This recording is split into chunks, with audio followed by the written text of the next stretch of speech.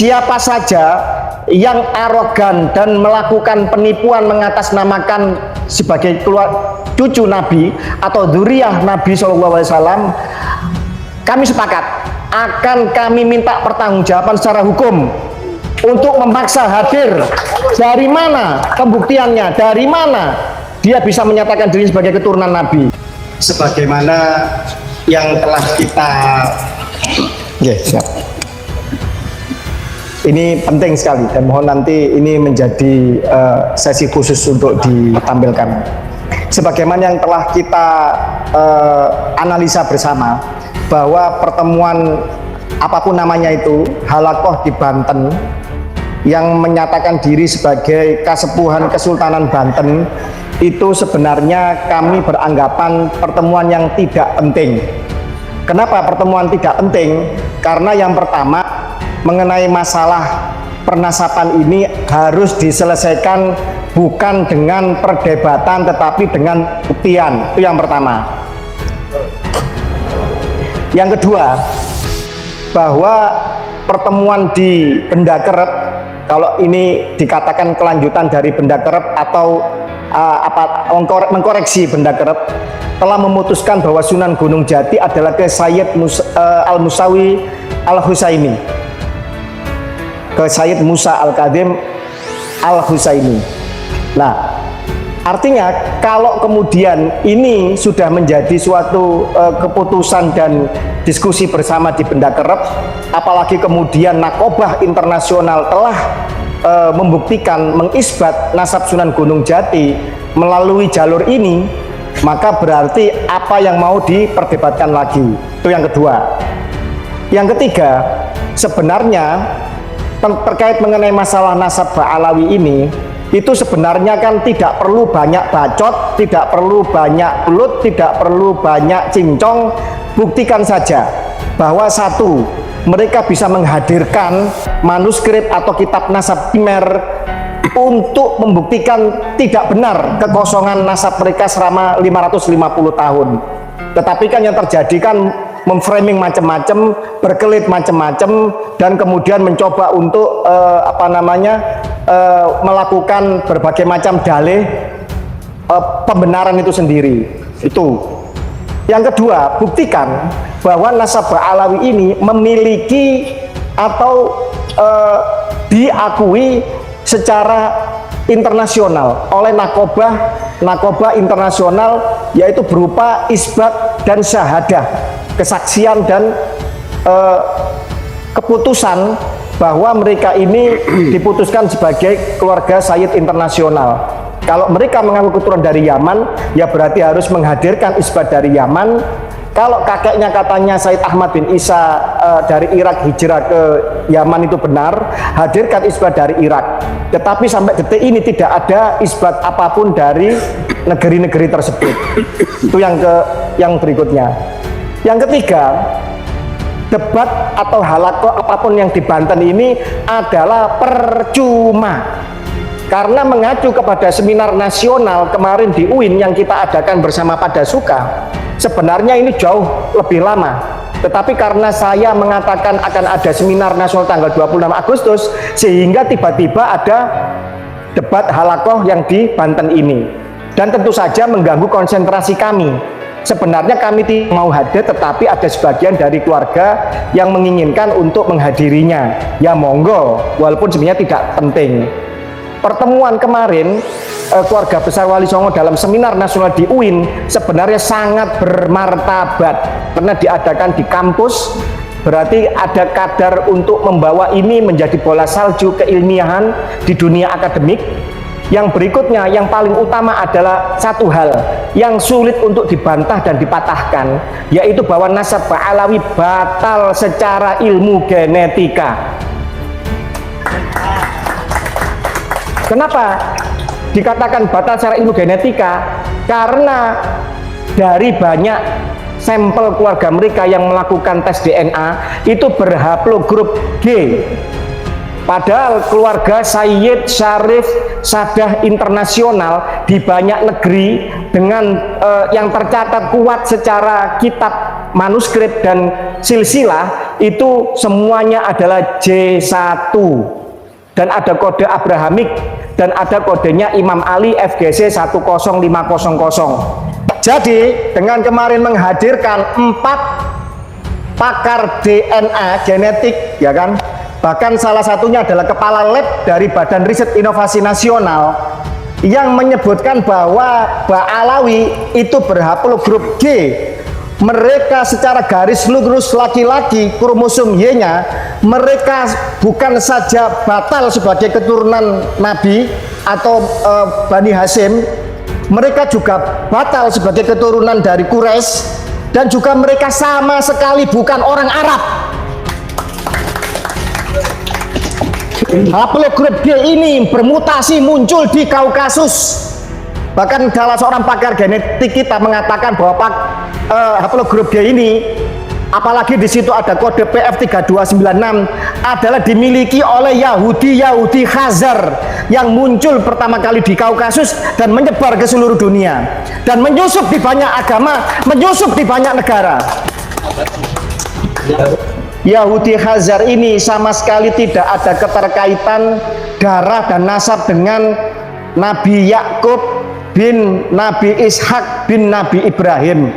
Artinya tidak saja mereka bukan keturunan dari Abrahamik, tetapi mereka adalah bangsa lain, ras lain yang menyusup dan kemudian mengaku beragama Yahudi, dan setelah itu mereka melakukan banyak makar, banyak kejahatan di dunia. Jadi wajar kalau kemudian mereka dibawa Belanda dan menjadi agen-agennya. Seperti saya katakan tadi bahwa Gubernur Jenderal VOC dari Jan Pieterszoon Koen sampai yang terakhir ketika tahun 42 kalah sama Jepang itu adalah dari Yahudi ini. Jadi pertemuan di Banten mutlak tidak perlu dan tidak penting. Karena apa? Bagaimana kita mau meributkan ini emas atau tidak dengan mencari-cari dokumennya, sementara kadar emasnya tidak dites. Ini emas apa kuningan? Kalau ini ternyata kuningan, buat apa dicari dokumennya? Tes dulu kadar DNA-nya, tes dulu genetikanya, baru silsilah nasabnya bisa dipertimbangkan keabsahannya. Kalau sudah kadarnya saja sudah bukan emas, buat apa ribut dengan kitab nasab dan silsilahnya? Bisa dikatakan pasti palsu.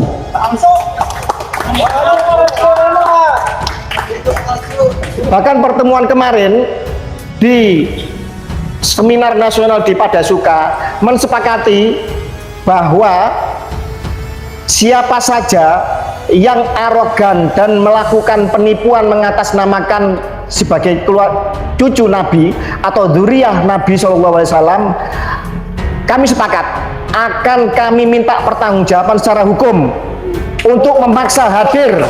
Dari mana pembuktiannya? Dari mana dia bisa menyatakan diri sebagai keturunan Nabi? Kalau syarat tes DNA gagal, ya berarti harus dia itu sadar diri dan tobat. Karena kalau kita yang tidak tahu kapan dia lahir, dia anaknya siapa, dia keturunan siapa, kita juga percaya dengan memberikan cek kosong bahwa mereka keluarga Nabi, kita juga sama berdosanya. Sama juga kita menyuburkan, mensepakati kejahatan itu sendiri. Ini saya baca hasil pertemuan yang dikasih judul Sulhu Al-Bantaniyah. Bismillahirrahmanirrahim. Dengan ini kami dzurriyyat Wali Songo dan juga dzurriyyat Ba'alawi atau habaib yang hadir menyepakati surat kesepakatan bersama untuk ada enam kesepakatan. Yang pertama, menghentikan untuk saling menghina dan saling mencaci maki. Ini adalah suatu bentuk framing yang tidak tepat. Kenapa? Siapa yang selama ini mencaci maki nasab Wali Songo? Siapa yang selama ini mengatakan nasab Wali Songo palsu dan terputus? Siapa yang menghina Kesultanan Nusantara selama ini?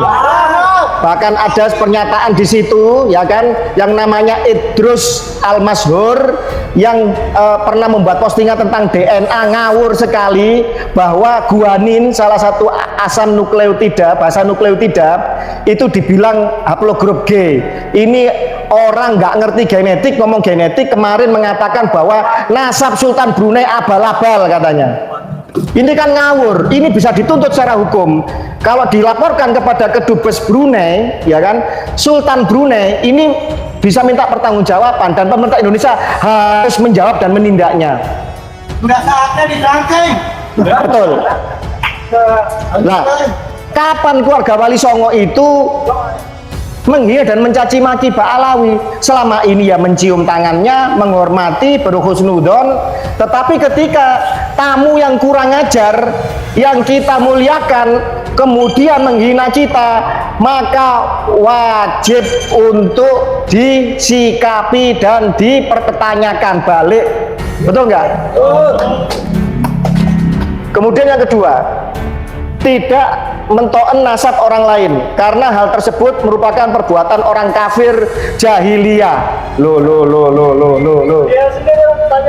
Dia sendiri selama ini menghina nasab orang yang putus, menghina nasab orang lain sebagai apa namanya menuduh orang lain inkirot, tidak punya keturunan atau garis perempuan putus, macam-macam lah dalihnya. Ketika kemudian keluarga Wali Songo membuktikan dirinya, buku nasabnya, silsilahnya tersambung dan diakui oleh Narkoba Internasional dan mendapatkan isbat, dan kita balik bertanya kepada mereka, kemudian mereka merasa terdolimi, ini namanya playing victim. Namanya mereka ini adalah pura-pura menjadi korban, setelah kemudian ditanya balik secara ilmiah kemudian merasa terdolimi. Padahal kita lah yang sekian ratus tahun sejak zaman penjajahan, kita yang dirasisi dan didolimi. Ini perbuatan al-munafikun wal jahilun Wadajaliun kata Gus Fuad. Terus kemudian yang ketiga, tidak akan bertaasub dan tafakhur membanggakan nasab hingga berlebihan dan merendahkan nasab orang lain sehingga menyakiti saudara sesama muslim. Ya, ini untuk mereka lah, bukan untuk kita. Selama ini kita tidak pernah seperti itu. Kemudian yang keempat, kami sepakat untuk melakukan kerjasama membentuk tim pencari fakta skala Asia Tenggara dalam penelusuran dan pelurusan nasab sejarah Wali Songo dan Maulana Syarif Jamaluddin Akbar atau Jumadil Kubro. Lah ini tidak perlu disampaikan dengan Pak Alawi. Ini internal keluarga Wali Songo pasti melakukan itu. Kita ini sudah tanya ke banyak narkoba dunia, tidak perlu dicatat untuk mendapatkan persetujuan dari Pak Alawi, nggak ada urusannya. Karena Wali Songo adalah Sayyid Syarif keturunan Nabi yang asli, baik dari jalur laki-laki maupun jalur perempuan. Tetapi Pak Alawi yang mengklaim sebagai keturunan lurus laki-laki adalah batal dari tiga sisi, dari sejarah, dari kitab nasab, dan dari genetika, mutlak batal.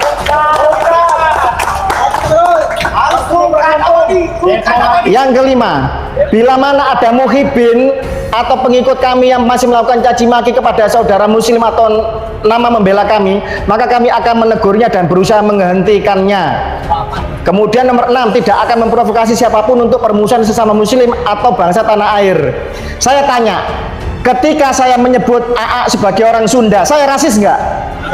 Ketika saya menyebut Anda sebagai orang Madura, rasis nggak?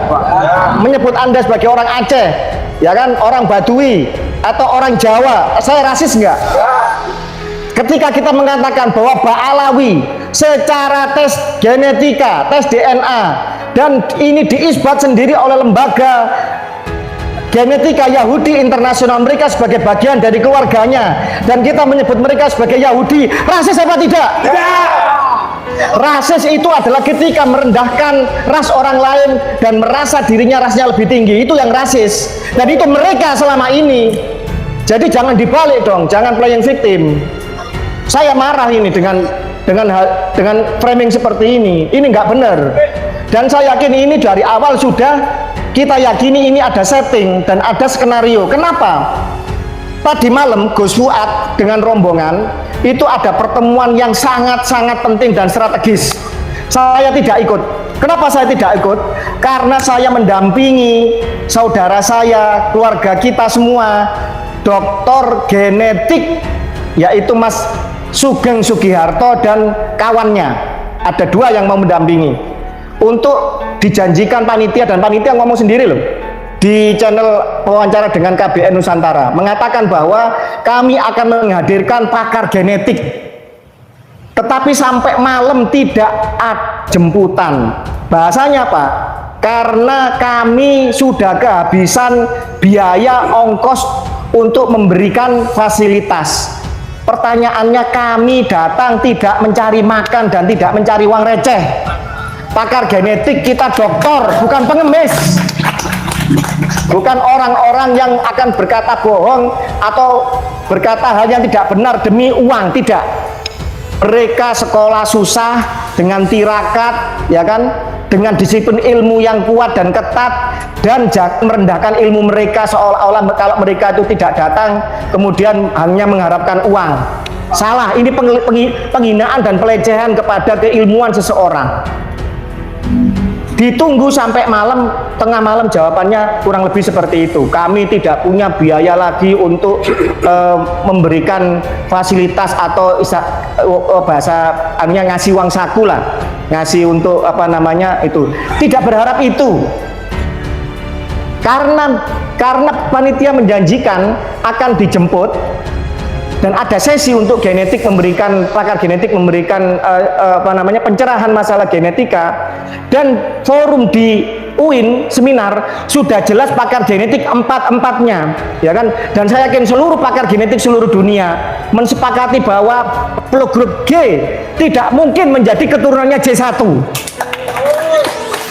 Karena dianggap bahwa ilmu genetika ini menjadi momok menakutkan bagi mereka, maka tadi malam itu saudara saya sampai tidak tidur semalam menunggu jemputan dan jawaban mereka, sehingga saya berkorban menunggu saudara saya Dr. Sugeng Sugiharto, ya, dan salah seorang yang sudah standby, dan saya tidak mengikuti Gus Fuad untuk agenda-agenda yang jauh lebih penting dibanding pertemuan di Banten. Dan alhamdulillah Kiai Imaduddin Usman tidak hadir di Banten. Kiai Imaduddin Usman dan Tubagus Nur Fadil dan sebagian besar dari keluarga kita menghadiri pertemuan di Cirebon, baik itu dengan pondok pesantren maupun dengan salah satu kesultanan di Cirebon. Dan ini jauh lebih penting daripada kita mau diadu domba dengan forum yang tidak jelas. Kenapa tidak jelas? Lawong ini belum pasti tahu ini emas apa kuningan, kok mau diperdebatkan dokumen-dokumennya. Uji dulu kadarnya, emas apa kuningan, baru dilihat dokumennya. Ini kalau orang waras dan orang punya ilmu. Kalau orang yang tidak pakai akal waras, ribut dokumennya, tapi ternyata setelah dites kadarnya bukan emas, tapi kuningan, maka ini sama dengan forum yang menyesatkan. Dan Laskar NKRI, Laskar Alap-Alap Mataram, dan seluruh Laskar di Nusantara akan melawan seruan yang tidak benar ini. Dan kita tidak akan bisa dibungkam untuk menyuarakan kebenaran seluruh anak bangsa. Terima kasih. Wallahul muwaffiq ila aqwamit thoriq. Wassalamualaikum warahmatullahi wabarakatuh. Merdeka! Merdeka! Merdeka! Bahwa sesungguhnya kemerdekaan itu ialah hak segala bangsa, dan oleh sebab itu maka penjajahan di atas dunia harus dihapuskan.